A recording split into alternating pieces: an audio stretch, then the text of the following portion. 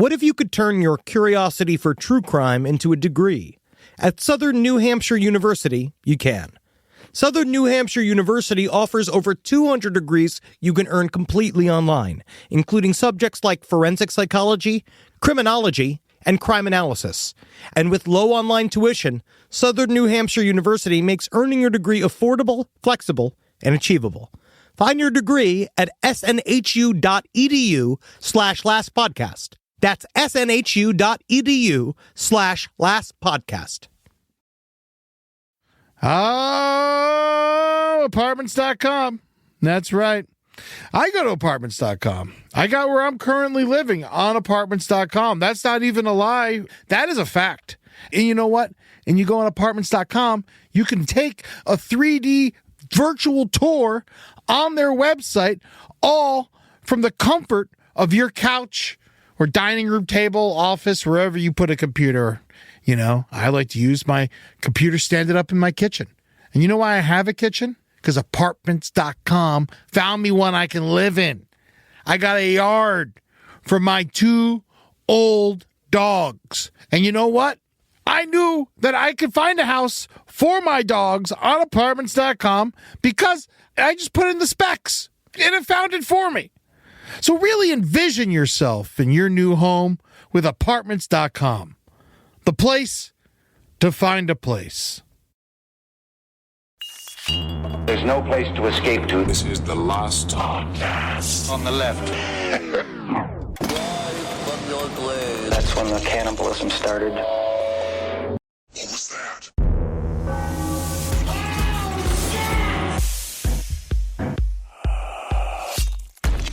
Oh, God.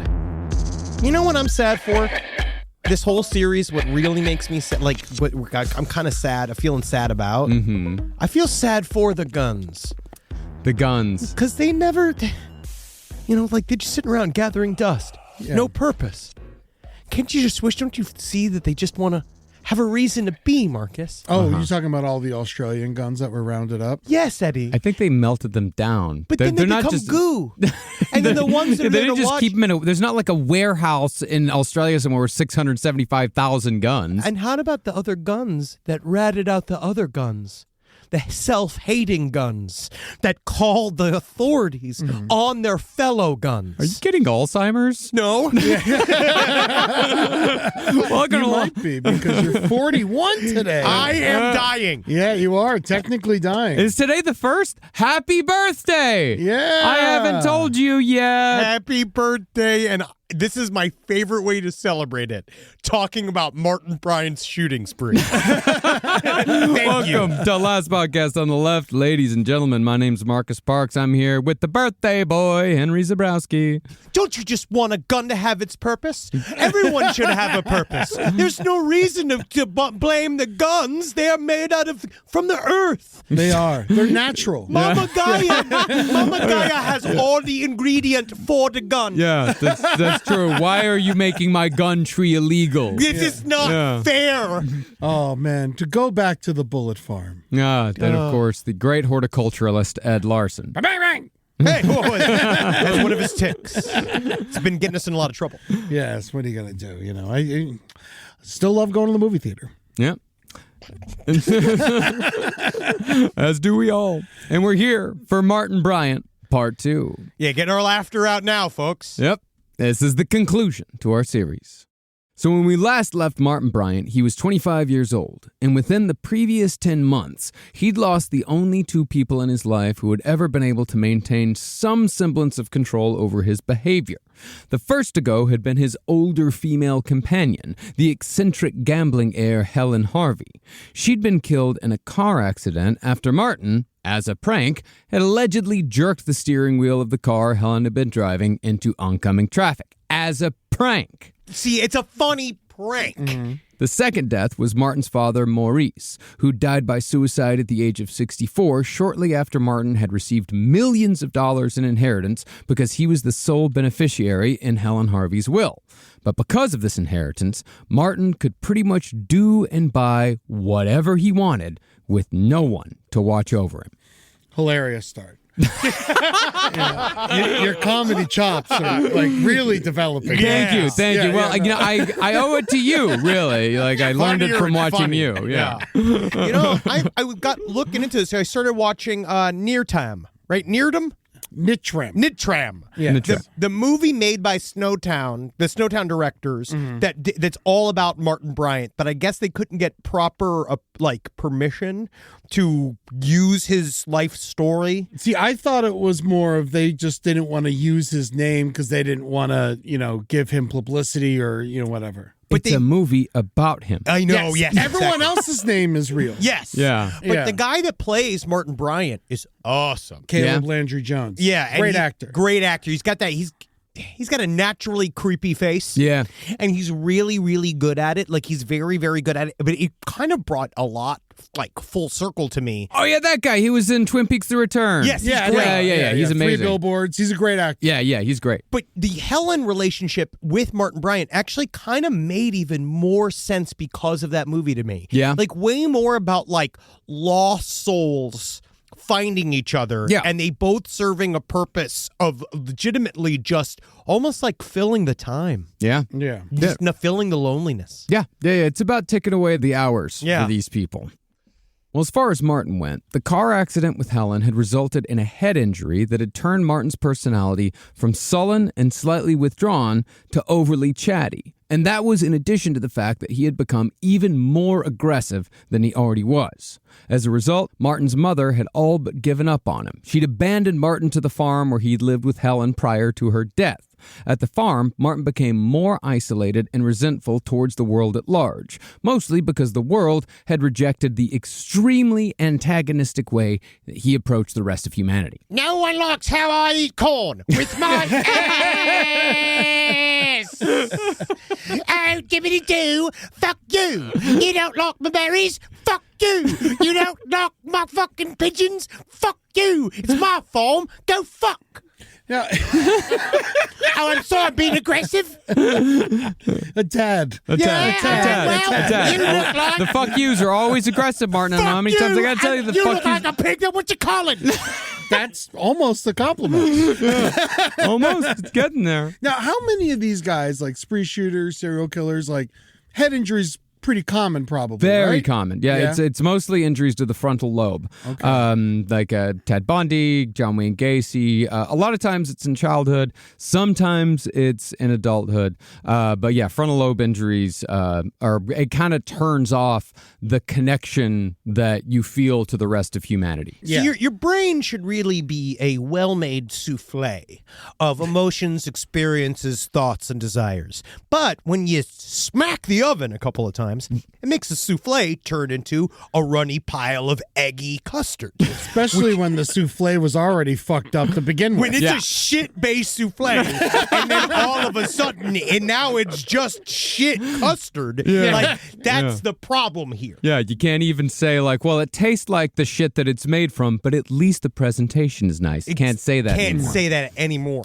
Now, because of Martin's off-putting demeanor, he became extremely lonely, especially after Helen died. And while he did go on dates here and there with women both older and younger than himself, the initial attraction that women felt because of Martin's good looks would dry up as soon as they spent any significant amount of time with him. So Martin found a way to basically hold companions hostage when he began using his inheritance money to buy business class seats on international flights. This is amazing. He never stayed in his destinations long, but the destination wasn't the point. Instead, Martin took the flights so he would have a captive audience for up to 12 hours at a time. So that's what's going on. That's what's happening to me. Yes. I'm subject to terrorism.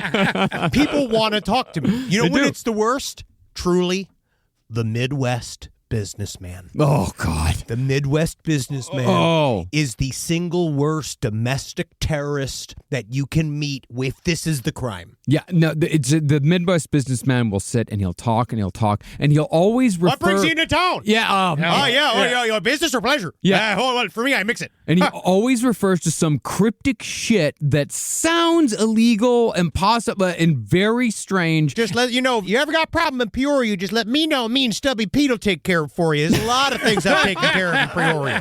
Remember that straight up murderer we met on the flight to Adelaide? Yeah. The man whose only luggage was a half-dressed doll for his daughter that he held in his hand. No, it was a Flash action figure. That's what it was. It was a Flash action figure. Nothing like my favorite action figure of my favorite canceled actor. That's what I can't wait for my estranged father to bring me from America. Yeah, no, this man in Adelaide, he definitely, like, that's what I'm talking about with, like, cryptic shit. He kept, like, referring to his connections in Adelaide. And Adelaide, as we all know, is, like, the murder it's, like, the crime capital of Australia. Yeah. Shady shit happens in Adelaide. Normally, I think it just means that I know a place where a woman will blow you. And you might not be super happy with the result of it, but it's done. Yeah. Well, following the Port Arthur massacre, countless people who had been trapped in a seat next to Martin Bryant came forward. That's who that guy was. Yeah, no, I mean, that's the thing, is that Martin Bryant was such an irritating person that people would remember him from, like, decades previous. Like, oh yeah, I remember that fucking guy. Yeah, I'll never forget, like, he's a story. People said that he would invade their personal space, he would talk directly into their faces, and he just simply would not shut up for the entirety of the flight. These so-called conversations would be rambling stream of consciousness diatribes, and if one person stopped listening, Martin would continually make the rounds, bothering every person in his vicinity until the flight was over. This is why you can't give Holden a raise. No, he cannot. He can't get the diamond status. Because if he gets the diamond status, it's going to get upgraded at any time. It's going to unleash the same series of hell on any other unsuspecting young ladies that are in. But I'm also saying big old men as well. Yeah, Holden doesn't talk to young ladies. He's only going to talk to older men. He just talks to whoever he can get at. Yeah. You know, but Martin Bryant, it's hard because I do understand there's a lot of fun stuff to talk about on the plane. Oh, look, I can make wind come from the top of the sky. Wee! Yeah, wee, bing bong, bing bong, bing bong, bing bong, bing bong. Hey, look, it's when I'm watching a movie. It's got dick in it. It's got open dick in it. I can jerk off to it if I want to. Hey, what are you doing there? Oh, Dr. Pepper, more like Mr. Pepper. Oh, hey, doctors. Hey there, how you doing? Hey, you're a big lady. You're very big from the bottom down, aren't you? You think I can pee in my mouth? Actually, son, yes, I do. Well, traveling at a pace of a new flight once every 2 days or so, Martin used his inheritance to take more than a dozen trips between late 1993 and the end of 1995. Basically, Martin traveled to any location that took forever to get to from Australia. Went to London, Bangkok, Frankfurt, Tokyo, Kuala Lumpur.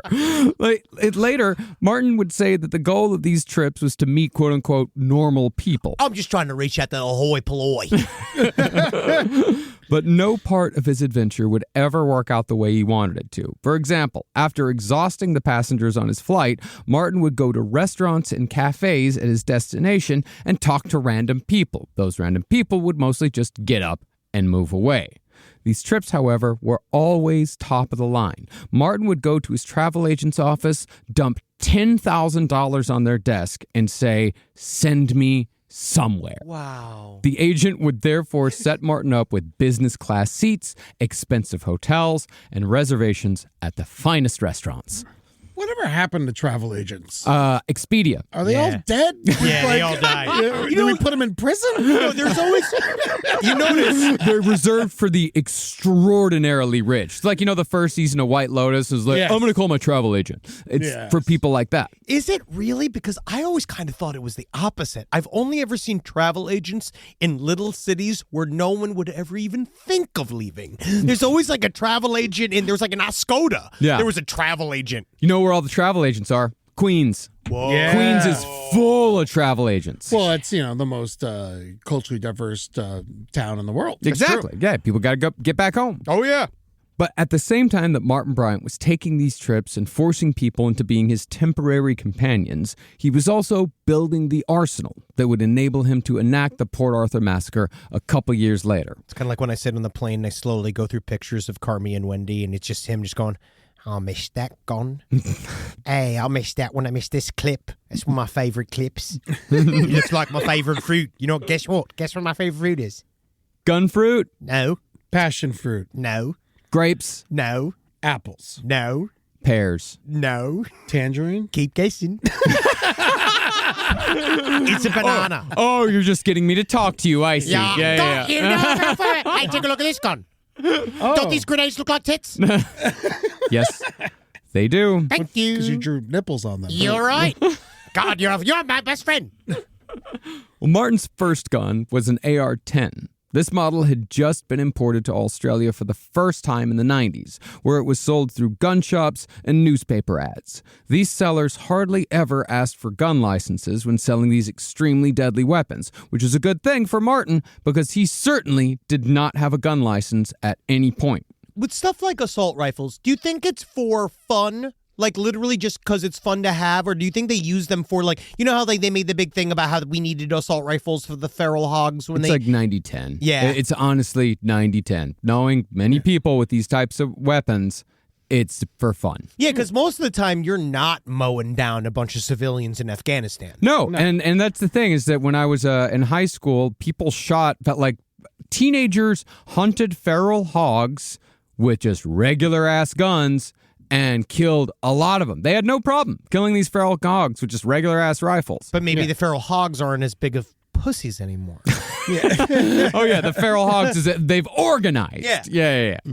No, they don't. No, it's 90-10 fun to like. I might actually need this for something. Yeah. And people are just scared of their fellow man. It's true. It's also a fun way to get your mail quicker. Yeah. Now, by 1995, Martin finally discovered that if he wanted some sort of romantic companionship, his best course of action was to go for teenage girls who didn't know any better. Girls who might be dazzled by his looks. And he therefore began a short relationship with a girl named Janetta. The Dane Cook method. Well, that relationship ended when Martin forced Janetta to stay out at sea during choppy conditions after dark on a boat Martin owned. The motor on the boat died, and after they were rescued by a fishing boat a few hours later, Janetta broke up with Martin. I thought this would endear you to me. This is fun as hell. This is the magic. This is the magic of being with Nitram. Chicks love boats. And chicks love dark, unmoving, unpowered boats best. There's one thing a woman loves, it's being trapped in a boat. They love it. Devastated, Martin sold his boat and used the money to buy an AR-15, the same gun that he would use to devastating effect at Port Arthur. This gun and all the others to come were bought from a gun dealer named Terry Hill at a store called Guns and Ammo, where licenses were, again, optional. Rise from your grave. Did you know Fast Growing Trees is the biggest online nursery in the U.S.? With thousands of different plants and over 2 million happy customers. Trees everywhere. And trees for thee. Fast Growing Trees has all the plants your yard needs. From fruit trees to shrubs. I do want some shrubs. Fast Growing Trees, they get those shrubs to me. Go online and I buy these trees, and Fast Growing Trees send these shrubs to me. They make it easy to get your dream yard so many shrubs. Order online and get your plants delivered directly to your door in just a few days without ever leaving home. My shrubs are lit right now. You have no idea. These shrubs coming in out of the house. They're all just hanging out. Honestly, it's like spring break for shrubs in my backyard right now. Thanks, Fast Growing Trees. Because I do want some shrubs. I want some shrubs. Fast Growing Trees will send those shrubs to me. You go this spring, they have the best deals for your yard. Up to half off on select plants and other deals. And listeners to our show get 15% off their first purchase when using code LEFT at checkout. That's an additional 15% off at fastgrowingtrees.com. Using the code LEFT at checkout. Fastgrowingtrees.com, code LEFT. Now's the perfect time to plant. Use LEFT to save today. Offer is valid for a limited time. Terms and conditions may apply. Do you plan your vacation locations based on the local language? With Babbel, language no longer has to be the barrier. Babbel's quick 10-minute lessons, handcrafted by over 200 language experts, get you to begin speaking your new language in 3 weeks or whatever pace you choose. Babbel's tips and tools are inspired by the real-life stuff you actually need when communicating. With a focus on conversation, you'll be ready to talk wherever you go. You know what I really need is a hand gestures manual as well. I need a Babbel. I need you to... This has been great. I've learned Italian so quickly just going through it, but what does it mean when the man goes under his chin and he does like a strike at me, or another man where he did a thing where he went like he made a yell at me, and I believe like a fingers like 2 prongs. He made 2 prongs at me. Have I been cursed? Is this an Italian curse? Is all my pasta going to be gluten-free now because of what this guy did? All right, I need to know, Babbel. But honestly, otherwise, the Italian stuff, it's amazing. I'm a regular Chef Boyardee. Let's get more of you talking in a new language. Babbel is gifting our listeners 60% off subscriptions at babbel.com/left. Get up to 60% off at babbel.com/left. Spelled BABBEL.com/left. Babbel.com/left. Rules and restrictions may apply. You make countless decisions every day, but one of the easiest and most important decisions you can make is securing your home with Simply Safe. Traditional security systems only take action after somebody has already broken in, but Simply Safe's Active Guard outdoor protection can help prevent break-ins before they happen, because they change the criminals' minds. AI-powered cameras backed by live professional monitoring agents monitor your property and detect suspicious activity and launch microscopic telepathic drones into the brains of criminals across a 5-mile radius of your home. If someone's looking around or acting suspiciously, you stop them dead in their tracks. Those agents see and they talk to them in real time, activate spotlights, and even contact the police, all before they have a chance to get inside your home. Neutralize! Threat neutralized! A lot of people coming in here trying to steal our thoughts, trying to steal my precious content, my precious jokes. And for those of you who even are going to try to come into my office to try to steal my precious IP, I'll tell you what, you just got neutralized. You're not going to make it past the front steps. Thanks to Simply Safe, your butt is nut. Visit simplysafe.com/LPOTL to claim 50% off a new system with a professional monitoring plan and get your first month free. That's simplysafe.com/LPOTL. There's no safe like Simply Safe. Now, by early 1996, the year of the massacre, Martin's mother, Carlene, had finally recognized that her son needed help. His moods were getting worse, and his penchant for outlandish clothes, like the electric blue Austin Power suits we mentioned last episode, those were only isolating him further because the public found his fashion sense to be highly amusing. Of course. Yes. That's why I dress like that, by the way. Oh, yeah. You know, I dress like an idiot to, like, disarm people. Yeah. It's so much better that way. I like being a character from a movie, but in real life. Yeah. You just got to know that people are laughing at you, and I do it for them to do that. Yeah. Yeah, of course. You can't get upset about it. No, that's the thing. You can't. I remember when I was in junior high, but I bought this felt top hat. Yeah. That was like had a bunch of aliens on it, and it was green and it was black, and I wore it around the mall, and got really mad when people laughed at me. Of course, because you're like, you don't fucking get the fact that I'm out of this town. Me and my hat are going to the big city, and I'm going to learn to tap. And everybody's going to pay tickets to see me run and dance and sing. But that's it is the reaction of a child. It's the reaction of a 13-year-old. And, Martin Bryant's having this exact same reaction at 25, and, of course, is having homicidal thoughts while he's having that reaction. That's the main difference. Yes. Remember those gutter punks we had living with us? Oh, I remember. And we had that one lady who would always, the one who had the dirty tattoo gun and couldn't get hired as a tattoo artist. Well, she was the one that said that she didn't need to pay rent because she could just tattoo us for rent. Yeah, and we never took her up on that, and I still regret that. The only reason why is because it was the... So, hepatitis C would have done wonders for your career. That is really what I needed, is some of that Pete Davidson extra zhuzh. But Eddie, remember, the problem with her is that she sort of looked like you, but with little angel wings on. I know, but that's the thing. I remember she was wearing those angel wings at Publix, and she got mad when someone said something to her. It's like,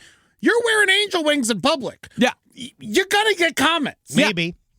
Well, Martin also started drinking heavily, grossly focusing on straight Bailey's Irish Cream. Cool. Or Sambuca. Wow. All while he listened to the same albums over and over, or watched the same TV shows or movies continuously. He's like James Gandolfini. Yeah. What is it? What did James Gandolfini...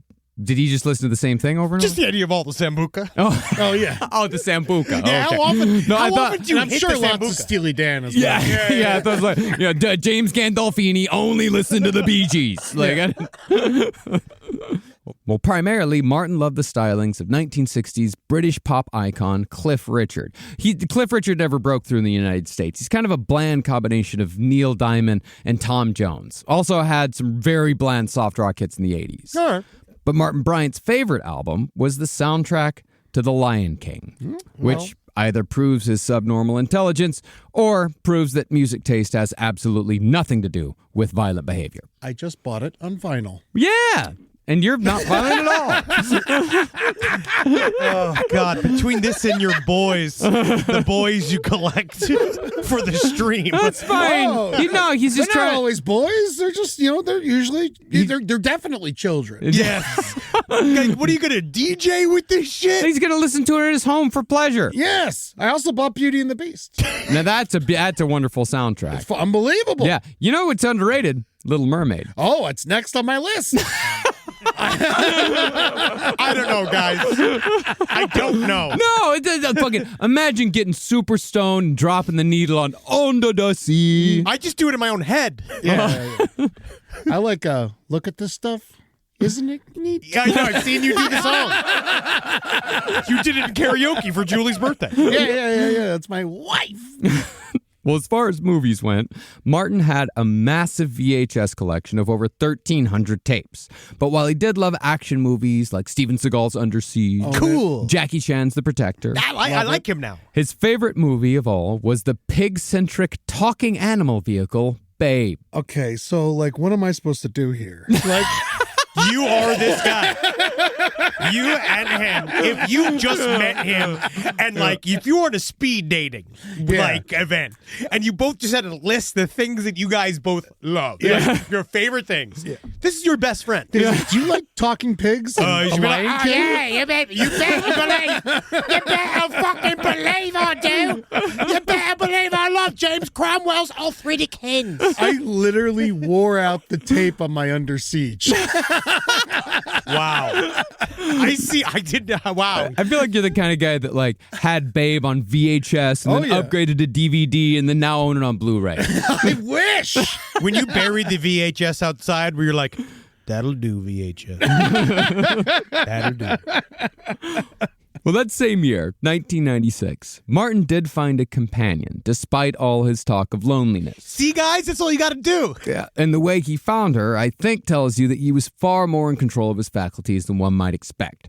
Now, I'm sure that the paper helped him out with this, but Martin still had the wherewithal to place a personal ad. Oh, well. It read in a surprisingly sane tone, quote, Lady companion for scuba diving, tennis, camping, and wining and dining. For attractive, slim, caring, 29-year-old male. Genuine replies only, please. See, it sounds sane. Oh, yeah, definitely. Yeah. I'd fall for it. You see, I do see him typing it in a big cartoony, typewriter while he's talking to a bird that's like, kill, kill, kill, kill, kill, kill. He's like, no, soon, very, very soon. Well, Martin got exactly one reply from a 20-year-old horticultural student named Petra Wilmot. That's all you need. Or Petra Wilmot. Surprisingly, she had a way with Martin just like Helen had. But while she said Martin was gentle and kind with her, he became irritable and aggressive anytime they were around other people. The weirdest incident in their relationship, though, considering what Martin would soon do, was when he and Petra went to see Casino. According to Petra, Martin had to leave after he got queasy during the scene where De Niro, you know that scene where De Niro has the car counter's fingers crushed with the hammer? Yeah, it's awesome. Really bothered Martin. He got queasy, had to leave. Well, it's his trigger finger. Wow, he was true. traumatized. Yeah. You know, it could also literally be that's why these guys use these guns, though. Yeah. Because they're very far from the action when you're using the guns. That's true. It's a distancing effect. Well, as we'll see. He didn't, but he did people not. normally Yeah, do. Normally, yeah. But even with the ups and downs, Petra moved in with Martin in 1996, and she would still be living with him when Martin perpetrated the massacre a few months later. Now, as far as why Martin did what he did, there doesn't seem to be a single event in his life that fully inspired the mass murder, a personal event. Rather, it seems like the massacre was an idea that slowly developed over time, because Martin did tell investigators after his arrest that he'd been planning on doing something like this for a couple of years. For Martin's later testimony, though, while the idea was just sort of floating around the whole time he was buying his guns, the idea began to actually crystallize after Martin became obsessed with two true crime stories that occurred in Australia and the UK, respectively, in 1996. The first occurred in the early part of the year, when an 8-year-old boy was kidnapped in a scheme masterminded by a career criminal named Jeffrey Peter Radloff. Directing a crew of 3, including himself, Radloff told his guys to abduct the boy from his home in the middle of the night and take him to a hotel. The henchmen, however, panicked almost immediately because they believed the police were onto them, so they dumped their abductee in the middle of the street just 18 hours after the kidnapping before the ransom had a chance to go through. See, I see this as some form of, this is a plot to a film that none of us will ever see. Yeah. That this is literally Problem Child 4, where they kidnapped the most able, evil, strong-willed, and cunning child possible. It's Problem Child meets Home Alone meets Clifford. And then somehow there was a worse boy than Martin Bryant. And they found him. Yep. And they had to bag him and release him. They literally were like, this is actually too hot for my blood. He ruined the headquarters. Yeah. He flooded my grandmother's house. Where did he get a crossbow from? Now, Martin was obsessed with this kidnapping case. Such was his fascination that when he was arrested for the massacre, he recognized one of the detectives who'd worked the crime, and Martin treated him like a celebrity. Oh. In what was, I'm sure, a chilling statement to the officer, Martin told him that the kidnapping had partially inspired Martin to commit his crimes, because the case had given him the idea to kidnap someone after the shooting to use as a hostage. But the incident that inspired Martin far more than the kidnapping case was a mass shooting that occurred in March of 1996 at a primary school in the Scottish town of Dunblane.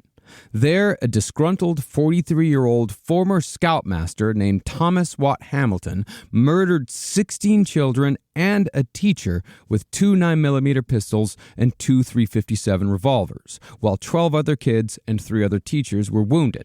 Like Martin Bryant, Thomas Hamilton was a local misfit who was nicknamed Spock by the adults in Dunblane because of his otherworldly demeanor. But to the kids, Thomas Hamilton was simply known as Mr. Creepy. Well, Dr. Creepy, please. I didn't go to 10 years of creepy medical school. At Duke University to be called Mr. Dookie University, please. Thank you. Yeah, the Caca College. I also see a lot of scoutmasters killing a bunch of people, and I think partially, you know why? Little scarves. You think the little... The anger brought upon by little scarves. Do you think that you're saying the little scarves cut off the air supply and it causes some sort of like hypoxia? I think they press on some kind of neck nerve or something. Like, you ever see Dennis Rader in his full Scoutmaster uniform when he's sitting there in his high knee socks? Yeah. And I little remember. scarf and shit? Like, you could just tell that he wants to just choke a boy till he comes. He's just sitting on top of that, just waiting to do it. It's interesting that so many scout leaders, because all the Cub Scouts, they're armed. You know, they all got tiny little belly popper knives. Yeah, but, I feel like they like the challenge. Yeah. Well, Hamilton had been obsessed with running youth clubs for boys throughout his life, ever since he'd been fired from the Scouts for extreme incompetence as a young man. He just kind of showed up and was like, so, where are the tents? I don't know. Well, you mean tents? Yeah. What are tents? Yeah. But what's a river? But Hamilton also displayed other extremely inappropriate behaviors, like his penchant for taking photos of little boys in swim trunks and plastering the walls of his home with the prints. See, this is just me charting their experiences and mostly just seeing them grow from the littlest version of themselves to the tightest, biggest version of a boy version of themselves. And I like to kind of see how the years change their torsos. It's completely normal. I like to see how their feet grow. I like to see the hair sprout on their prepubescent legs. I wouldn't have to make it myself if they just sold it to me. They won't take it. Can't there be a store for me?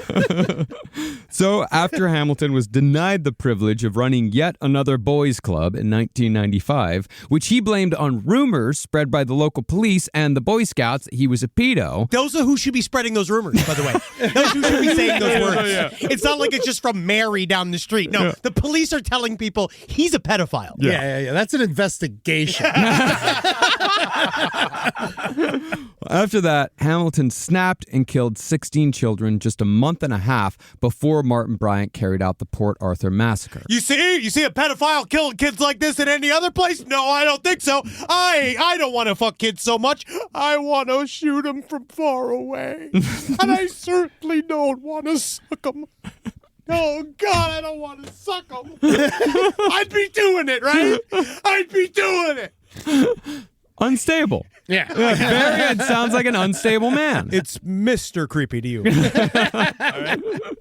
But like Australia, Great Britain passed legislation after the Dunblane massacre. They banned the private ownership of most handguns. And while there has been one mass shooting on what we'd call an American level in the UK since Dunblane, that would be the Cumbria massacre of 2010, Dunblane remains the worst mass shooting on record in the UK. They don't get new records year after year like we do. Get those numbers up, guys. Now, Thomas Hamilton perpetrated his massacre on March 13th, and it seems like the attention Hamilton received directly inspired Martin Bryant to finally carry out the massacre he'd been planning over the previous 2 years, pretty much ever since his father died. See, just a week before Port Arthur, Martin ran into an old neighbor of his grandmother at the local supermarket. Now, it's hard to say how the conversation got to this point, but this neighbor said that Martin told her that nobody ever wanted to listen to him or go with him, and he was getting fed up with it. So he was going to do something that would make everybody remember him, or at least that's what the neighbor claimed he said. Now, one can make the argument that we're giving Martin exactly what he wants by doing this series, but that misses the whole point of why we cover these people. We don't talk about Martin Bryant solely because he killed 35 people. We talk about him because he's a fantastically weird loser, and hiding him in the shadows and treating him like a mythical monster only makes us more afraid of people like him. And meanwhile, Martin gets to be remembered only as a gun-toting mass murderer instead of the pathetic fucking dud that he actually was. Now, as far as why Martin Bryant chose Port Arthur as his target, the reasons seem to be twofold. Firstly, Port Arthur was a popular tourist destination because it still had a massive British penal colony. It was one of just 11 left in Australia. The penitentiary was called the Port Arthur Historic Site, and Martin knew that if he went there on a Sunday, there would be more than enough people around both the parking lot and inside the site's cafe to maximize the body count. The second reason why Martin chose Port Arthur was because this had been the site of what he considered to be his father's greatest humiliation. If you'll remember, Maurice Bryant had planned to buy a bed and breakfast called Seascape in Port Arthur, and had even sold Martin Bryant's childhood home to make the sale. But two people named Sally and David Martin had scooped the property up from under Maurice, and Martin Bryant had convinced himself in the intervening years that Sally and David had bought Seascape for the sole reason of spiting his father. Bryant then extrapolated that imagined spite and used it as the reason behind the depression that led to his father's suicide. In other words, Martin Bryant blamed Sally and David for his father's death, so he therefore decided that their deaths would be the perfect starting point for the massacre. Again, this is you really could make a horror movie about What About Bob, of the movie What About Bob. That is this entire plot. Yeah. There is a lot here that reminds me of Bob Wiley. Mm-hmm. I've been thinking about him a lot recently. Yeah. My favorite when he goes to the mental institution and everybody loves him. Mm-hmm. Yeah. And he's telling all the jokes where he goes to the guy, I love all the jokes. Yeah. That he tells all in the insane asylum. Mm-hmm. I mean, this also, I have to say, I didn't realize that this was where this all took place. When we went to Australia last year, I literally was Julie and I were trying to decide if we were going to go to Tasmania or Sydney afterwards. And I was like, oh, this prison in Port Arthur looks fucking cool. Wow. I literally wanted to go there, not knowing it was the site of this fucking crazy thing. So I can see why people are drawn to it. Yeah. You have all of Martin Bryant's favorite things. You were drawn to the Port Arthur. You didn't even know that the massacre was there. You had brought your home guns with you to Australia so you could sleep. Yes. You were real close. Real close. I mean, I used to own a assault rifle. But Yeah. you barely used it. I did barely use it. Yeah. You're right. I only used it a handful of times at a shooting range. Yeah, you never killed a bunch of people with it. Thank you, Henry. It's important that we make that distinction. And so, on the morning of April 28th, 1996, Martin left the farm for Port Arthur, telling his live-in girlfriend Petra that he had something to do and wouldn't be back till the next day. Now, even though Martin didn't have a driver's license, he had bought a yellow Volvo, and he knew how to drive. So Martin loaded his Volvo first with handcuffs and rope for the eventual hostage or hostages, along with a hunting knife and several cans of gasoline for the eventual burning of the Seascape bed and breakfast. Then Martin loaded in a duffel bag filled with his incredibly powerful collection of guns, including his AR-15, a .308 semi-automatic rifle, and a 12-gauge shotgun. He would have brought more, but Martin was so excited about what he was about to do that he actually left his AR-10 behind. This is where this incident is very different than a lot of the other mass shooters that you'd cover or things that we've heard about in the past. Like, I'll always kind of remember, Eric Harris and Dylan Klebold doing that pump up video. They made a video where they were pumping each other up before doing it, and it was like real dark, and they're all like, we're coming for all you fucks. And then you have Anders Breivik, who was this militant who viewed this as his solemn way of changing society. Yeah, Sung Cho, like just brooding. And upset. Elliot Roger, but Very making his much so. videos, it's very, it's always like a very broody, thing. Martin Bryant, is doing the whole thing. He's literally just singing the Lion King's theme. Yeah. He is walking, so excited, going, mwah, kissing his gun, being like, Hey, right, you go. Don't sleep too hard. You can be waking up soon. All right, time to go. Having fun. Yeah. He was it's extreme enthusiasm. So much that he was so excited he forgot part of his stuff. He was just like, oh my God, I've got to go. When you're ready for vacation. Dude, the same thing happened to me when I asked Julie to marry me. I was so concerned that I was going to forget the ring that I forgot my wallet, and she had to pay for everything all night. So, just like Martin Bryant. listen, we can make comparisons all day long. I already got the cops watching me. You also have a really long hair. I did. I had beautiful hair. My hair was nicer than his. It was, yeah.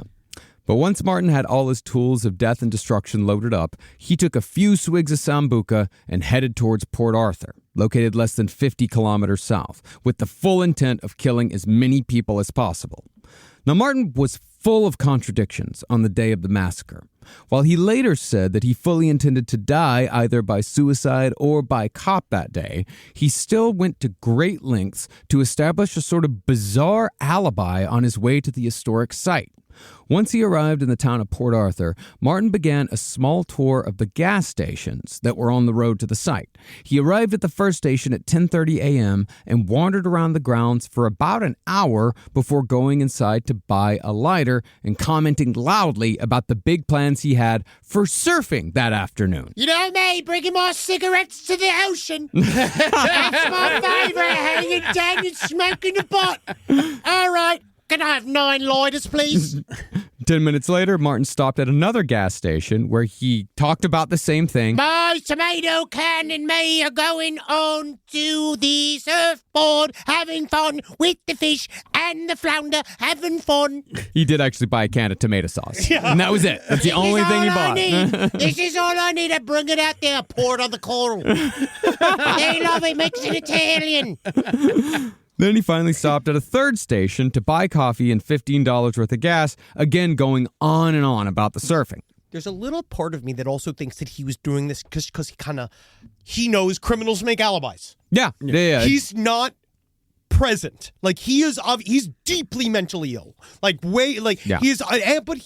will say he also knows a lot more than he knows. But he knows the difference between right and wrong. He definitely. Yeah. But it's like he's so he's such a wackadoo cartoon character at this point that he literally is just like, well, if I'm going to be a big-time criminal, I need to set up my alibi. Yeah. And then just go and does it like it's a chapter in a video game. Yeah. Wasn't he also like obsessed with like pretending to know how to surf? Yes, Like, he was. Wasn't that one of the things? Like he always he was a poser. He always had that yellow Volvo. He always had a surfboard on the rack up top, but didn't know how to surf at all. Yeah. And he always dressed it like one of his like costumes was like a very like I guess you would call it like a version of the surfer dude, but it would be very exaggerated, and he would like talk in like the surfer dude like voice. Well, that's like all the clothes in Australia. Yeah, you that can is only true. shop at Billabong. Yeah, It is- Billabong. Yeah. Billabong, I believe it's the name of their prime minister. It's speculated that, as you said, Martin was trying to create an alibi to get away with the shooting, even though he wasn't planning on covering his face that day, which is again a contradiction towards his previous alleged statements that he was committing this heinous act so people would remember him. Why would you create an alibi if you want to be remembered?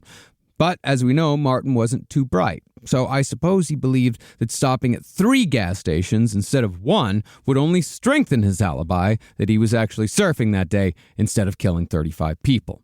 It's also speculated that Martin Bryant may have been delaying the massacre, hoping that someone would give him a reason to not go through with it. But I don't think that was the case at all. Instead, I think that Bryant really was thinking that when he was captured, he was going to say that he was surfing all day. And if you didn't believe him, all you had to do was go ask the 3 gas station attendants that he loudly and aggressively talked to that morning. I wonder if there is a psychological term for that idea of sort of that empty movement. Because I do think it's obviously not good. It's like, it's not a good plan. Magical thinking is Yeah. part of it, and that's a narcissistic term. Yeah. Yeah. Keeping your options open, maybe. I don't know. You know, Well, No idea. I could kind of see that. Like, maybe I won't kill everybody today. Like, maybe it's like, maybe this is just a fantasy I'm going to have. Maybe this is all a thing. And then, but as we've seen with many mass killers and serial killers, they set up all the circumstances where then now I'm doing it despite myself. Yeah. and also he could just be an idiot. And He's a that's, mean you know, idiot. He's you a know, mean, Yeah. sociopathic. It's like, that's what we always kind of talk about. Dumb, mean brings a lot to the yard. If he really would have like truly like step by step planned this, he might not have done it. You know, Yeah. he might not have been Yeah, successful. if he was cogent enough to really think about how to do it, because he's not because I view him as, again, he's in the chaotic evil category. Yes. Like Anders Breivik, lawful evil category almost in that way, where like Anders Breivik planned to an nth in order to copy this massacre. Like he took this as a plan that he took from a moron, which is kind of, now you think about it, it's kind of hilarious in a way, where it's like he took his perfect terrorist plan from a babbling idiot. Yeah. Now, as I said, Martin's main reason for choosing Port Arthur was so he could begin the massacre by killing David and Sally Martin, the owners of the Seascape Bed and Breakfast. So, after Martin made his gas station tour, he drove his yellow Volvo to the inn, parked behind the building, and knocked on the back door. Sally Martin answered and actually recognized Martin from all those years before because, as I said, Martin Bryant was not a character you were likely to forget, even over a decade later. Sally listened to Martin ramble on and on about how he and his girlfriend needed a room for the night, so she said, "Fine, yes, you can have the room, whatever." She led him up the stairs, while Martin followed carrying his duffel bag full of guns. Once in the room, Martin asked how David was, referring to Sally's husband. Sally replied that he was downstairs making breakfast, which was the beginning of the celebration of his 72nd birthday.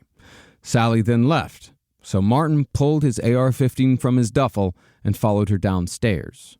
Sally and David Martin were naturally stunned when they were faced with the sight of a large assault rifle, but Bryant told them that this was just a robbery and immediately put gags in Sally and David's mouths before taking them to their bedroom, where he ordered them to lie down on their bed. Once he had them where he wanted them, Martin put a pillow over David's head first and fired, killing him instantly. Then he did the same with Sally. She, however, survived the initial shot, so Martin rolled her over and fatally put a bullet in her chest. And with that, the Port Arthur massacre had begun. This is also where you see he could plan, and he did know. Oh, absolutely. Yeah. At every point. Yeah. No, he planned. He knew. He was nowhere near as incapacitated or disabled as some people try to make him out to be. Or he was trying to make himself out to be even later on. Yes. Also, like, Tasmania is like a peaceful place. Oh, very Yeah. much so. You know, All of and so- Australia is. You know? And so I think like a lot of times, like at first I'm like, why didn't these people do anything? Why did they just sit there and take it? They don't understand the concept of someone might murder them. It's not very- Bed-Stuy, you Yeah, know, like exactly. it's fucking like they just Heads not doesn't on- happen. Head's not on a swivel. Yeah. No, like dude. it is in most of America. Yeah. Because they don't need to be. And they didn't know the sound of distant gunfire. They don't know what it sounds like. The same thing happened with Anders Breivik. It does not make you a brave culture warrior to shoot a bunch of people that don't know it's fucking coming. Like, it's just, yeah, you killed a bunch of people. It's because they were already in the park sitting there. Yeah, try it against the military. I mean, don't, but Don't. you know, like But they could give it a shot. You could give it a shot.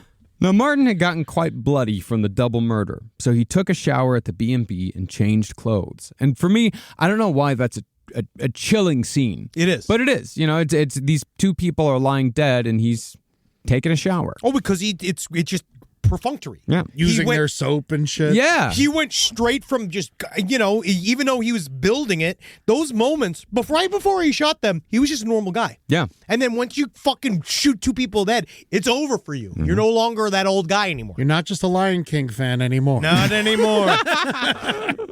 Well, at this point, Martin said, he remembered the years he spent in Port Arthur as a kid, where they'd all called him Silly Martin. In his mind, it was their fault that he was alone, even though he had a fucking live-in girlfriend. So all the talk about him being alone or whatever, that's just fucking horseshit. Yeah, I mean, it's the same for all of these Yeah, fucking well- pieces of shit. Yeah, I mean, Martin, like most mass shooters, was just mad that he wasn't able to act however he wanted, whenever he wanted. Angry that the world didn't bend to his will at every turn. And furious at the fact that living in the world and being accepted by people takes actual fucking effort. It's a two-way street, which is what shitheads like Elliot Rodger never fucking understood. They all think the world fucking owes them something, and they're so mad when they don't get the fucking payout. God, Elliot Rodger is such a fucking loser. Imagine like being so lame that you own a Ferrari and can't get laid. You know, Yeah. like, it's so easy to do in Santa Barbara to get a Ferrari and get laid. Elliot Rodger was we did a whole thing. It's like,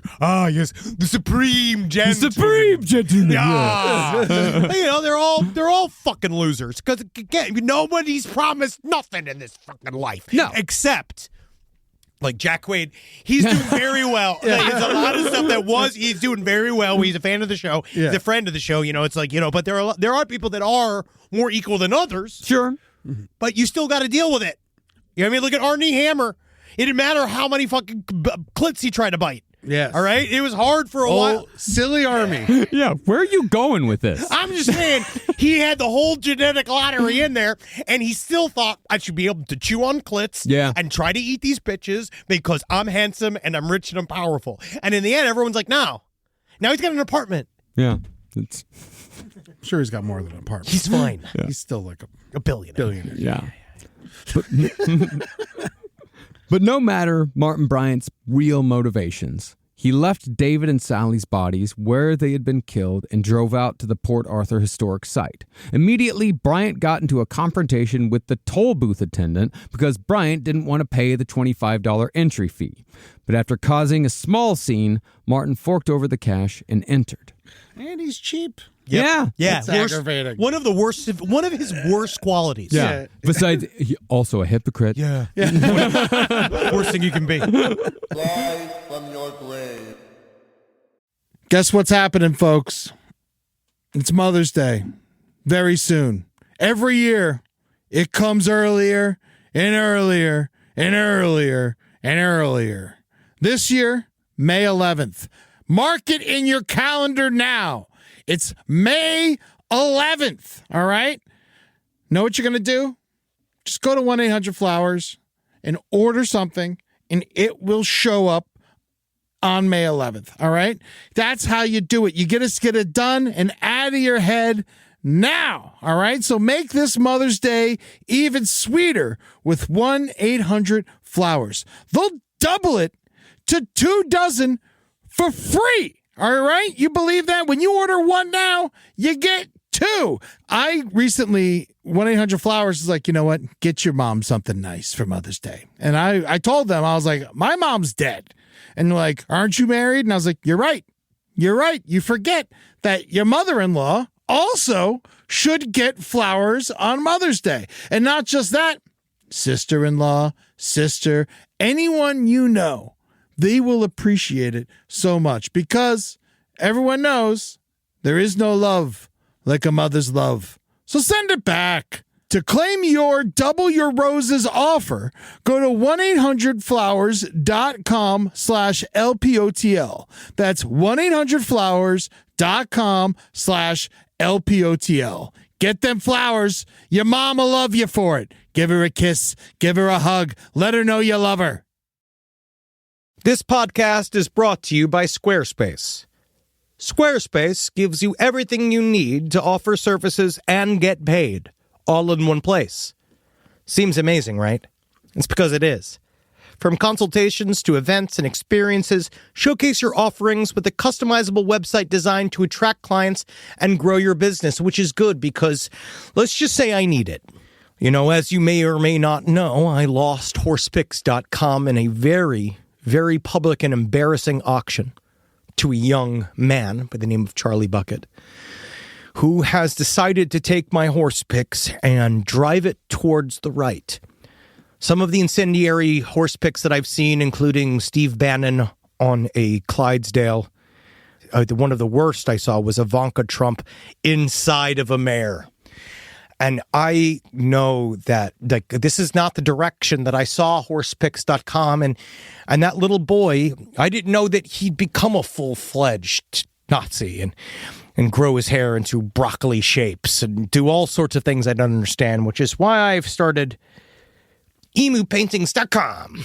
Thank you, Squarespace, because emupaintings.com it's an exceptional way for me to get you paintings of emus in various positions that emus wouldn't normally be. And in a way, I find it both amusing and inspiring to see what emus can do using the painter's brush and imagination. And if it wasn't for Squarespace, I would be absolutely effed to the gills. That's the term for being absolutely S out of luck. So Squarespace, thank you for streamlining your workflow with built-in tools, because I would not have been able to get this website up fast enough due to the legal fees I've received and the personal heartache and my own health deteriorating.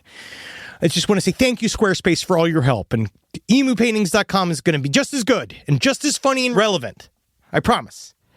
Head to squarespace.com/left for a free trial. When you're ready to launch, use offer code LEFT to save 10% off your first purchase of a website or domain.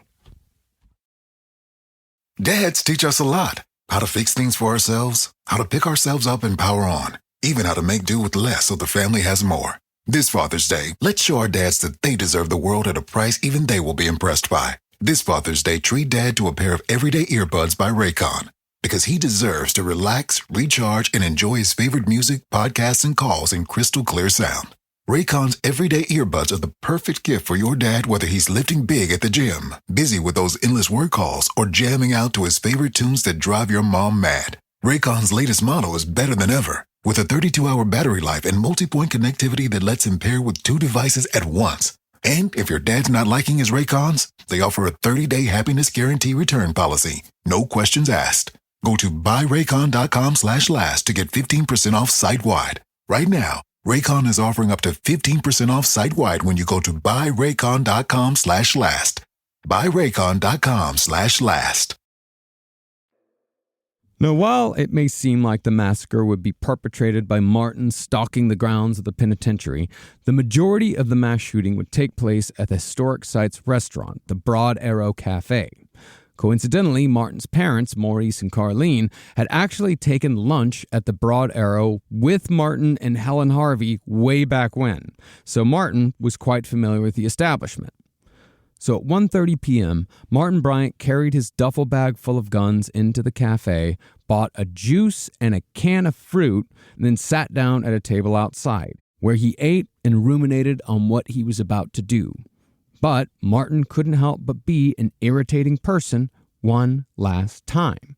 He began making strange comments to the people around him, saying to no one in particular how bad the parking situation was at the site, remarking on the fact that there sure are a lot of wasps around today. He meant white Anglo-Saxon Protestants, not like the actual wasps, but no one around him knew that that's what he meant. They thought he meant actual wasps, and they're like, I don't see any wasps around. Okay. The concept of wasps was around for like 3 years in the 90s. Like, it's like one of those things I remember a lot more in the 90s, hearing the term wasps. Mm-hmm. Yeah. Now we're run by wasps. Yeah. So I don't know if it's that, but it's funny because you just don't America's hear been run by wasps since its founding. Yeah. There used to be lots of like dirty jokes. Like there was always like, I remember my dirty joke books. There was always like a wasp section. chapter. Yeah. But once Martin finished his juice and fruit cup, he walked back into the small, busy cafe and dropped his duffel bag on a... About to start talking about the mass shooting, you're like... My smoothie's gone! There's nothing in either one of your fucking cups, and you're just sitting there... I just want to do it's like the slurping on it. I keep forgetting from the Pyromania episode, though. Yeah. Can I continue? Yes. Well, once Martin finished his juice and fruit cup, he walked back into the small, busy cafe and dropped his duffel bag on a table. Without a word, he pulled out his AR-15 and began firing, punctuating the shots with his own laughter. Now, the cafe patrons scattered, hiding behind tables and counters, because while Martin had imagined that someone would have tried to stop him immediately, the people were too terrified and bewildered at the situation to do anything. Apart from one member of the cafe staff, he threw a serving tray at Martin to try to distract him. But in moments like this, most people freeze. Oh, yeah. Contrary to what we might tell ourselves when we think of what we would do if we were in the same situation. Yeah. As such, Martin killed his first cluster of victims at close range, pressing the barrel against the heads and necks of each person before pulling the trigger, killing 12 in just the first 15 seconds of the massacre. But to show you how incredibly deadly these weapons are, while Martin fired 17 times in those first 15 seconds, the bullet fragments managed to wound a further 10 people, meaning those 17 shots had injured 22 people. So that's a total of 36 people? No. 22 people are injured entirely with 17 bullets. And 12 people dead. Yeah. Well, it's 22 people were hit. Okay. And 12 people are dead. Either way, it's fucking insane. Yeah, I'm sorry that I'm like concentrating on the wrong part of this. No, it's fine. No, it's at 10. At this point, 12 are dead, 10 are wounded with 17 bullets. If you're not up against drones and Navy SEALs, there's just no fucking reason for you to have this style of weapon. Yeah. So after his initial assault on the cafe, Bryant moved on to the gift shop, where more people were hiding under tables and behind shop displays. After killing the 2 women who worked there, as well as a tourist, Bryant shot a woman as she tried running outside. He then returned to the cafe. And there, Martin callously shot a man in the butt, probably because he thought it was funny. Then opened fire on a group of 5 crowded near a locked door, killing 3 of them. The body count was now at 20, with 22 injured. But Martin wasn't yet done. After reloading and exiting the cafe, Bryant moved on to the tourist buses that were parked in front of the Broad Arrow, where he shot a bus driver in the back. Bryant then began taking pot shots at people from a distance, killing another tourist and wounding 2 more, including the cafe's kitchen manager, who'd been trying to direct people away from the gunfire. Tragically, most people who were there that day said that they thought that because of the site's history as a penal colony, the gunfire must have been a part of some historical reenactment. So many people were unfortunately slow to move. And also, gunfire has a decidedly undramatic sound. Yeah, it's just pop, pop, pop. When you hear it. Like, it's really, you expect a movie version, I think. No, you expect a huge bang, a pow, like you expect what you hear in like Die Hard. But it's like, it's literally claps. Yeah. But because people were confused about what was happening, Martin had plenty of time to walk over to his yellow Volvo to change guns. After switching to his .308 semi-automatic rifle, he returned to the tourist buses and visited each of them one by one, killing people both on board and outside as he entered and exited each bus. Finally, Bryant made his way back to his Volvo and pulled out of the parking lot. And while some say he was firing his gun as he drove off, others, who I'm more inclined to believe, said that Martin honked and waved as he almost casually pulled away. That is just, there's just something about that. No, that's extra. That is extra. I mean, it's like you're saying, like it is a cartoon.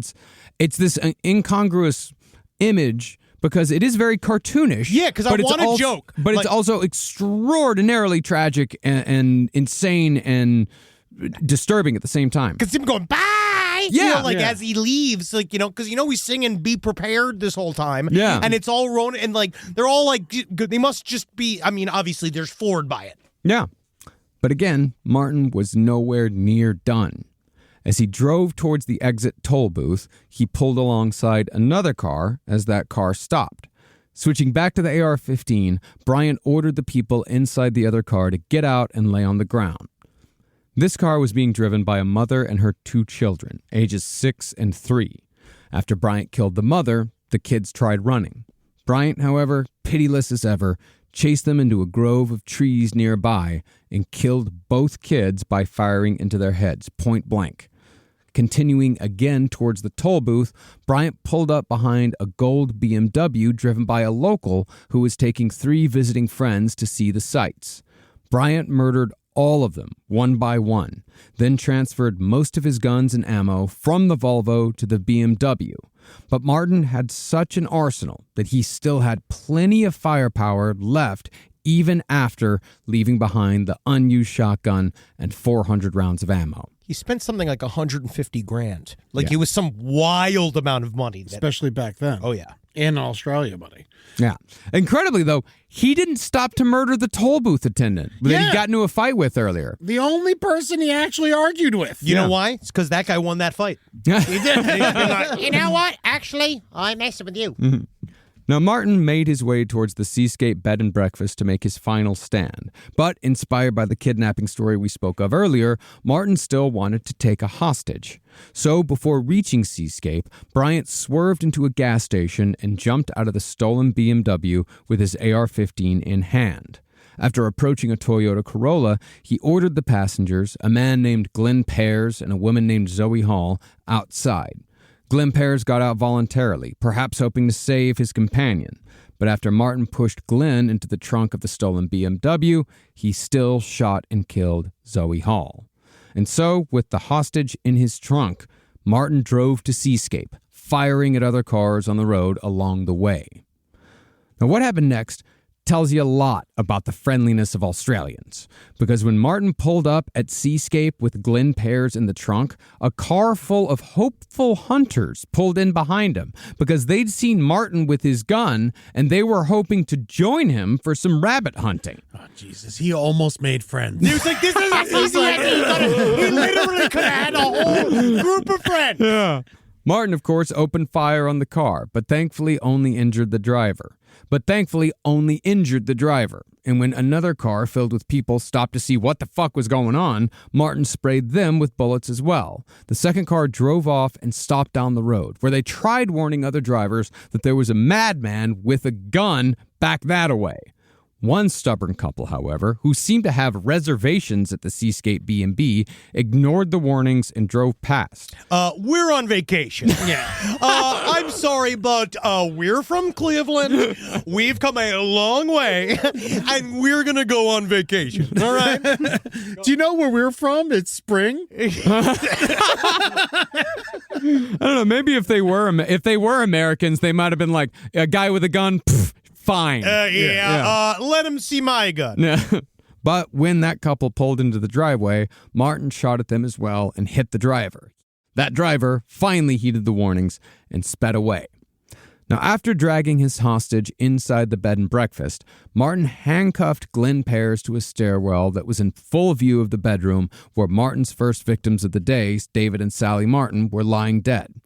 Later, Martin told his lawyer that he thought that he'd be in less trouble if he had a hostage. I suppose because he thought he could use him as a bargaining chip. Again, it sounds like a movie idea. It sounds like he had an idea from watching movies about criminals, and he says criminals take hostages. That's what they do. But Martin also said, in true Martin form, that he mostly wanted a hostage so he'd have someone to talk to while he waited for the police to come and get him, thereby forcing one more person into being his companion in the most aggressive way possible. People say I'm a lot.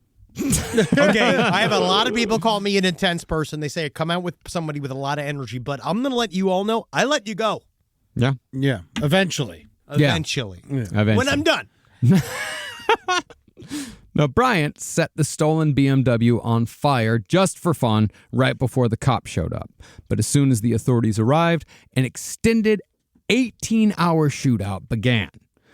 Glenn Pears, however, only lasted a few hours before Martin was done with him. For reasons unknown, Martin shot Pears in the head, making him the last victim of the Port Arthur Massacre. The cops, however, didn't know that Martin's hostage was dead, nor did they know how many hostages he had, or even how many shooters there were at this point. Bryant moved from room to room, firing at the cops from different windows, made it look like there was maybe 3 or 4 guys in there.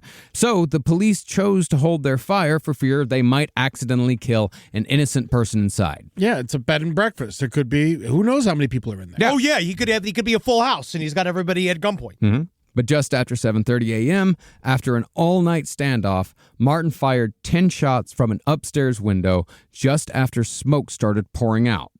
Perhaps finally growing bored with the situation, Martin had intentionally set the room on fire, which was the same room where he was storing all his ammunition. His bullets, therefore, began exploding, and within 20 minutes, the fire had spread throughout the upstairs region of the B&B.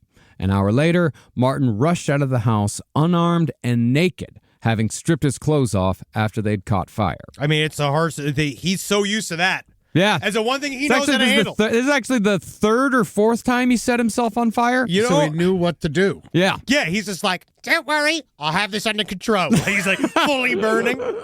Well, after falling to his knees, the police rushed Martin Bryant and handcuffed him, thus ending the deadliest mass shooting in Australian history.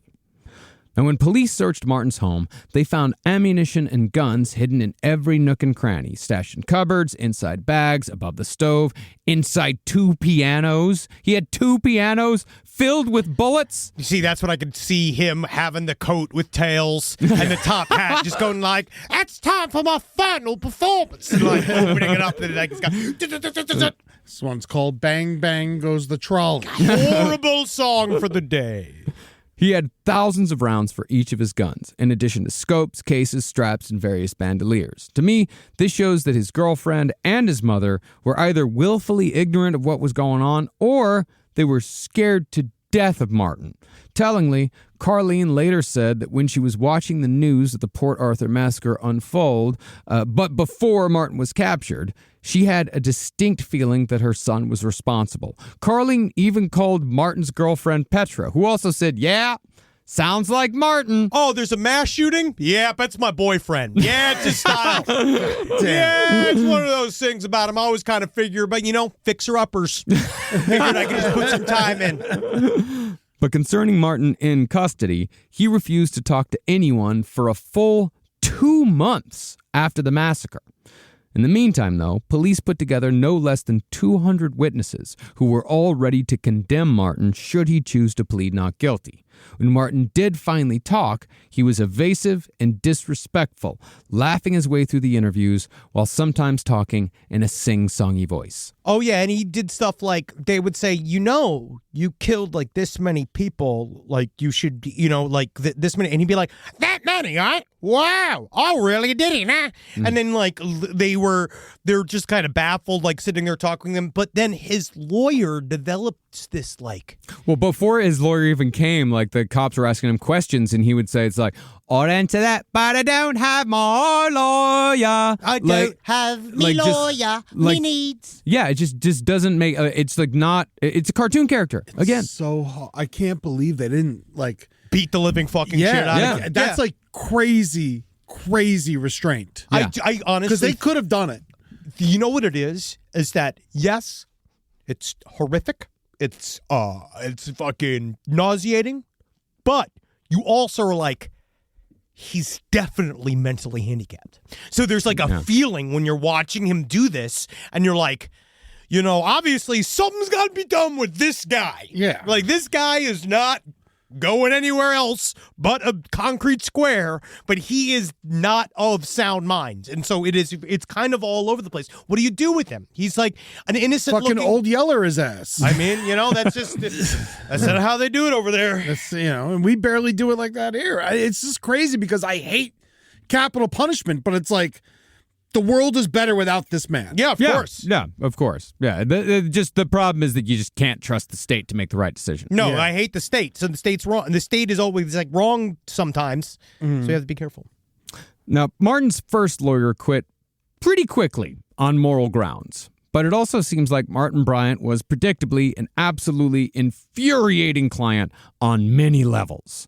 Despite a bevy of witnesses and hard evidence, Martin steadfastly denied that he was the perpetrator here, claiming that he hadn't even been to Port Arthur in years. Initially, when the inspector interrogating Martin described the people who were murdered, Martin faked shock, like, oh, can't believe that happened. Me? But he then asked how many people died altogether, obviously wanting more details about his crimes. Martin and the inspector went around in circles for hours, with Martin admitting to some crimes, but not others. And sometimes the crimes that he would admit to were in the middle of the other crimes that he would say that he had nothing to do with. For example, he would cop to stealing the BMW and kidnapping Glenn Pears, but then he would deny that he held Glenn hostage or that he burned down the Seascape B&B. Oh, he was just having fun with these people. Possibly, yeah. Yeah, I think that he liked having people to talk to. He's extending this chaotic moment for as long as humanly possible. Absolutely. That is absolutely correct. Because again, they're all paying attention. This is all he's ever wanted, is have everybody look at him and ask him questions and want to know what he thinks and want to know what he does. He doesn't want it to be over. Yeah, the crimes in this town are probably, like, at worst, shoplifting. Yeah. Well, the inspector repeated to Martin over and over again that he was going to be charged with 35 murders and 23 attempted murders. But Martin, either facetiously or ignorantly, kept asking the inspector how many months, not how many years, these crimes would get him. But once Martin believed that the interviews were over, I suppose thinking it was safe to say whatever he wanted, Martin finally stated, quote, I'm sure you'll find the person who caused all of this. Me. That's direct quote. That's exactly what he said. I'll be able to turn around there, right? That's pretty good, right? I'll do it again. He then said that it was a pleasure talking with the inspector, and he hoped that he would have many more people to talk to. They could have, like, easily given him way more attempted murders. You could give him attempted murder for every person who was just in the park that day. Possibly. Yeah, but then it's like they do things different. Because in America Well, we do don't that. do that in America. Sometimes we do, depending on what. It's just everyone who wanna was do. shot, Yeah. usually, you know, but if, like, you might as well, if you're shooting a gun in the mall, anyone who's in the mall, as far as I'm concerned, that's attempted murder. Yeah. I agree. I think you're right. Thank you. Now, Martin's second lawyer, John Avery, said that he had some sympathy for Bryant upon meeting him because Martin was still bandaged from his burns and manacled to a wheelchair. That sympathy, however, soon evaporated because Martin was just as evasive and infuriating with his lawyer as he was with the inspector. See, Martin, even after making his earlier admission, you'll find who did it, me, he was still maintaining his innocence, floating one easily disproved alibi after another just to see if anything would stick. At one point, Bryant even tried claiming that he was out of the country altogether on the day of the massacre, all while his lawyer patiently explained that there were hundreds of witnesses ready to testify to the contrary. But finally, lawyer John Avery told Martin that he wouldn't represent him if Martin continued to plead innocence, and eventually Martin agreed. It still, however, took 3 extremely long and tedious meetings with Bryant, totaling 20 hours, before he finally admitted the truth to his lawyer, his extraordinarily patient lawyer. He just knew because they were trying to save the 200 people they were going to need to bring in as witnesses to the trial. And at first, Martin Bryant wanted the trial because he was so excited. He said this to his lawyer, I want them to pick me out. I want them to sit on the stand. I want them to point at me and tell them it's me. I want everyone to do like he wanted that pain. He wanted to feel the pain of all of it. Yeah. And watch them all cry and scream. Yeah, and he wanted to have the entire thing recounted to him. Yes. Like over and over again. Over and over again. Yeah. Now, he knew what he was doing at every point. But even when John Avery thought he'd made a breakthrough with Martin, Bryant began asking if he could plead guilty to the 35 murders, but not guilty to the 23 attempted murders, because it seemed like he believed that he was in more trouble for injuring people than murdering them. But I think this is also another ploy. This was him trying to meet the witnesses. Being a piece of shit. Well, He's just annoying as fuck. He wanted to meet the witnesses. Yes, he That's wanted what to this meet. all Yeah, he wanted to meet the people that he shot. He wanted people to come in and say, "That's the guy who shot me."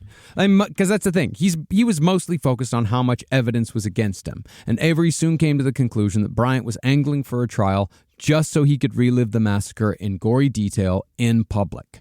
In the end, though, Bryant finally pled guilty, but only after he giggled in open court while all the charges against him were read.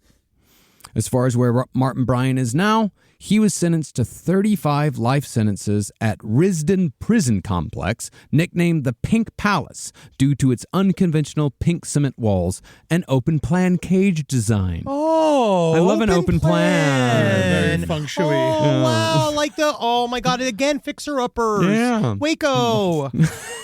Just like it. Well, most of Martin's life is kept a secret, but we do know that he's made at least 6 suicide attempts in the last 29 years, including hanging himself, overdosing on tranquilizers, slashing his wrists, and swallowing a whole tube of toothpaste. That'll kill you? It can make you sick. It'll make you really, my tummy. Yeah. Like, my tummy's going to hurt. Yeah. But I don't think it'll kill you. And Why not let him do it? Because I guess it's better torture to leave him in. Dude, he gets out easy. Yeah.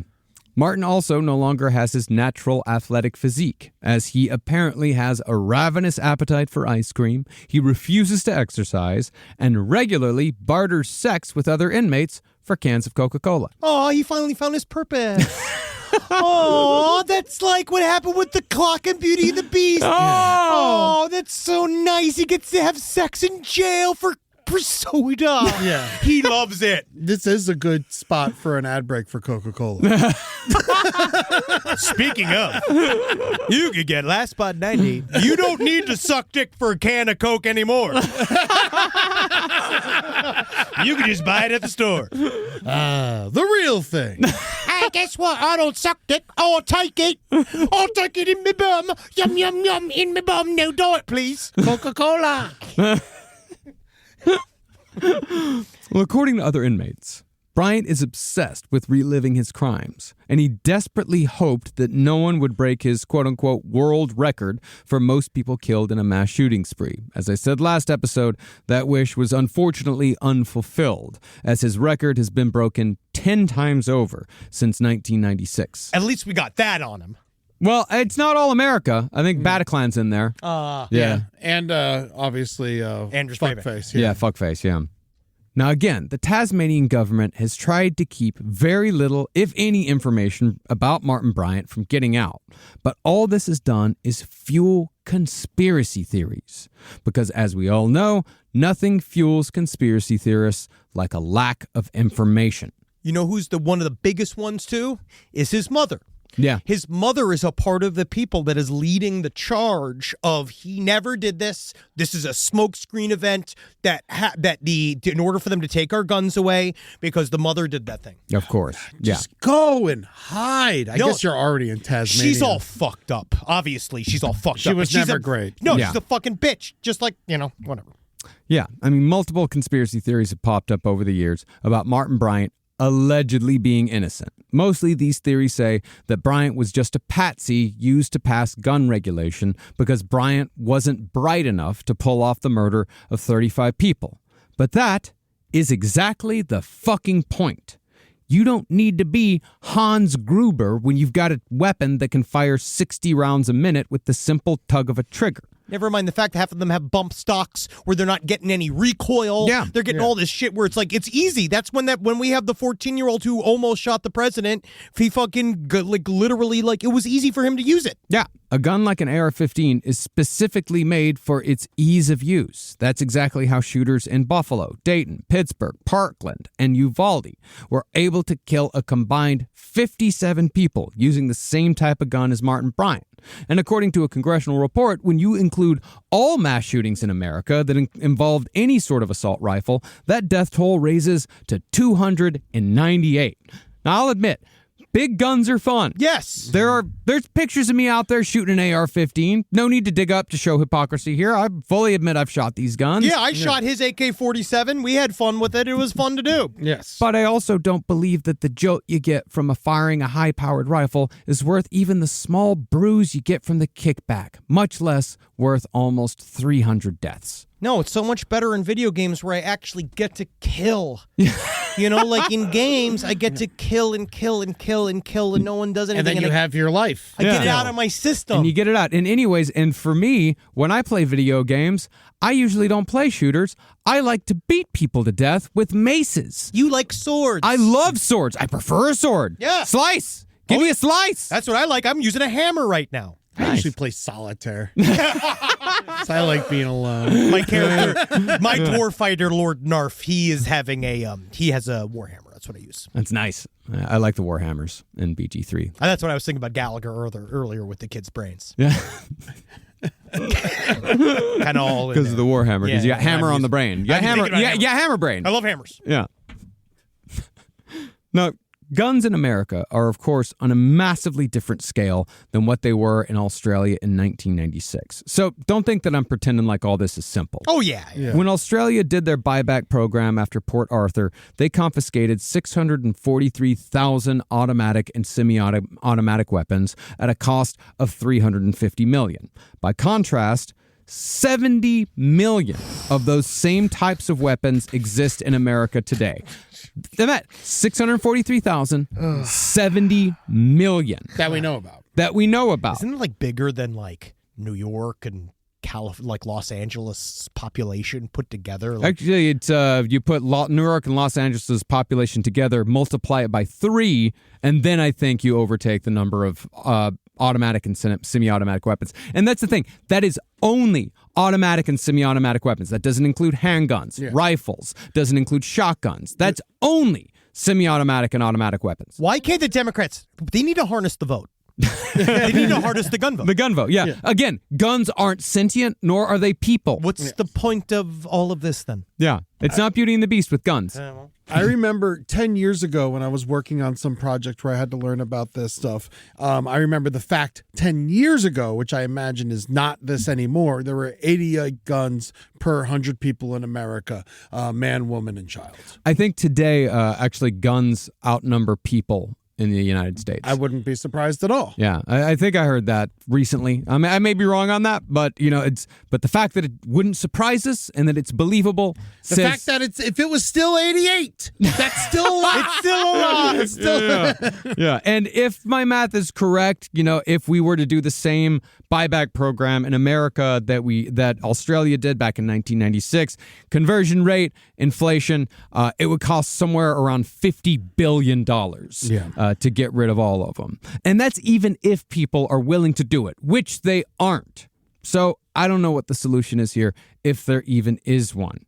But one thing I do know is that when we go to Australia, that feeling that I carry around as an American every time I go out in public, that I can be shot at any second by a stranger, that feeling goes away. Yep. And that's all because the people of Australia had the courage to do what needed to be done almost 30 years ago. Not just Australia, New Zealand, Britain. We've talked about it today. It was simple back then. Now it's fucking impossible. It's very, very difficult to pull it back. It is deeply embedded in the American character. We are a group of people that view our individuality as the most important tenet of our society. Part of that, they believe, is that should be, which I just think it's funny because I think it's the same people that are angry about the people who exist as trans people, or they're just as angry about those people existing. And this idea that the government would come and tell them what to do with their guns is this ultimate sin, even though they're very, very excited for the same people are very excited for the government to tell large chunks of our society what to do. Anyway, they really they love this thought process fascism that we're in right now, like total thought control from the But top. as soon as it's something they don't like, they're willing to murder anybody. Yeah, of course. I mean, it all comes back to fear. I mean, it's really not talked about enough how skittish the American people are, and how very fearful the American public is. If you buy a gun like that, you're obviously a scaredy pants. You're very You scared. know that you can't fight. And you can't protect yourself on a basic level. Well, it's not just that. It's also an extreme paranoia. It's the idea that they're stuck in some sort of action movie where, It's all going to come to them. It's all going to come to them, and they're going to be they're going to defend their home, from some sort of invader or attacker, or they think it's going to be like fucking Red Dawn one day, where an army of trans people are going to come to take their kids away and force them to go to drag shows, and they can use a fucking AR-15 to fight them all off. When in reality, most of these people just end up shooting their wives in the fucking head by accident. And the same group of people voted for the same evangelical branch of the government that is currently opening up the doors. They are part of the evangelical rundown of the world involves China and Russia invading American soil. So that is a part of what, and they have been opening back doors to get them to come here because that's going to bring their precious Jesus Christ back. And that's the whole thing, is that all of this is death and destruction.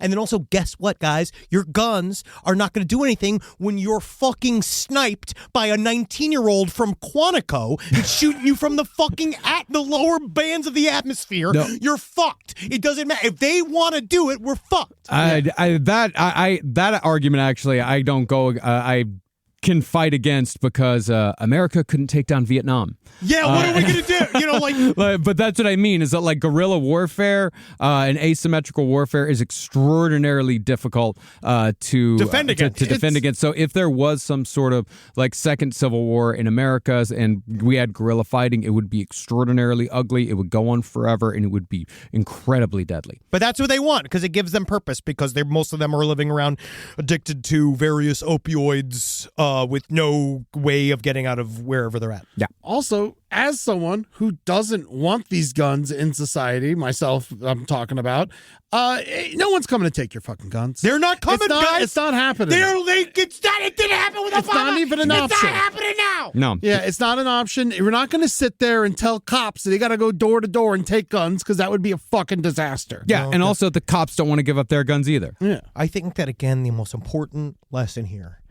is that every gun is precious. And we have to remember, it's the circle of life, and it moves us all. I was talking to Marcus about this the other day. I think the only rational loose plan to get rid of guns in America that I can come up with over years, It's not a bad plan. is no new assault rifles starting whenever. No new assault rifles, and then when you die, you can't will your gun to someone else. Oh. So when you die, you have that gun has to be turned in and taken down. And then that, which will never happen, would take over 100 years. But no one again has asked the gun what it wants. And I think that's also the biggest problem here is, again, we're forgetting one marginalized group. So you believe that gun rights means rights for the gun? Yes. What else would they be for?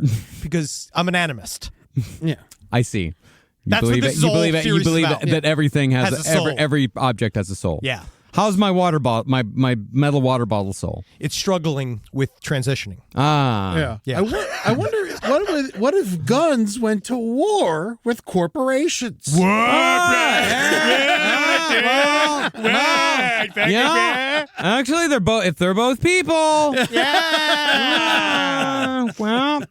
We can think about it. Thanks so much, everybody, for being here for our Martin Bryant series. If you want to see video editions of our podcast, go to patreon.com/lastpodcast on the left. And while you're there, stick around every Tuesday at 6 p.m. PST, 9 p.m. EST for Last Stream on the left. We air it live, and when you watch it on Patreon, you get to see shit that does not make it to YouTube, and you get to talk with us on the chat. Follow us on all the socials at TikTok and Instagram at LP on the Left, and come see us on tour. Go to lastpodcastonTheLeft.com, click on shows, and you're going to see all of the dates, such as Atlanta, June 28th. Salt Lake City, July 12th. Charlotte, North Carolina, August 8th. Durham, North Carolina, August 9th. St. Paul, Minnesota, September 20th. Milwaukee, Wisconsin, October 11th. Oakland, California, October 25th. Cleveland, Ohio, November 29th. And Portland, Oregon, December 12th and 13th. I forgot we were going to Milwaukee. We are. I love Milwaukee. That would be fun. Yeah. We can get some spotted cow. Oh, that's all I want. Yeah. And check the Foreign Report. They have their own YouTube channel now. Go over and check out the Foreign Report, a reasonable take on unreasonable politics. Yeah, and actually, I was on an episode of Foreign Report a few weeks ago and had a ton of fun. That was like during Signalgate. A million things have happened since then. Yeah. But I'm going to be a guest on Foreign Report here in about 2 weeks, a week or two. So keep an eye on the Foreign Report YouTube page for when I reappear. I'm going to be talking. I'm going to be on that show as a fair regular. Hell yeah. In the that's future. awesome. Yeah. I just did an episode of Page 7. Had a fucking great time with MJ and Jackie. Yeah. It's great to do. Yeah. Yeah, I was over on page 7 as well. Yeah, I was also on page 7. Check out all of our stuff. Go and go to lastpodcastonleft.com, get all that. Go to the LP on the Left for all the socials. And Henry, for your birthday, did you see what happened? Somebody mentioned our podcast to Gillian Anderson. I saw. Really? Yes. Yeah. Is it on Cameron? Yeah. Like on camera? Oh yeah, I shared it. I had to share it. Yeah, Yeah. someone mentioned last podcast on the Left to Gillian Anderson. Congratulations. We're getting Yeah. there. Congratulations. Man. Slowly but surely, I'm getting in there. Oh yeah. I'm getting to her. Wow. I that's just now, amazing. all the thing I have to do now is approach Divorce her your wife. first. Second thing is to arrive as an illiterate Nazi youth so that she can sexually educate me to read. Like that movie. The Reader. That was Kate Winslet. Thank God you stopped me. Hail Satan, everyone. Hail Gillian Anderson. Yeah. This is Comedy Bang Bang, the podcast, the promo. And in 30 seconds, I'm going to tell you why you should check out the show. I, the host Scott Aukerman, have a lighthearted conversation with famous celebrities like John Hamm, Allison Williams, Phoebe Bridgers, Jason Alexander, Natasha Lyonne, Bob Odenkirk, just to name a few. Things go a little off the rails when different eccentric characters and oddballs drop by to be interviewed as well. Each week is a blend of conversations and character work from your favorite comedians as well as some new hilarious voices. Comedy Bang Bang, the podcast. Listen every Monday wherever you get your podcasts.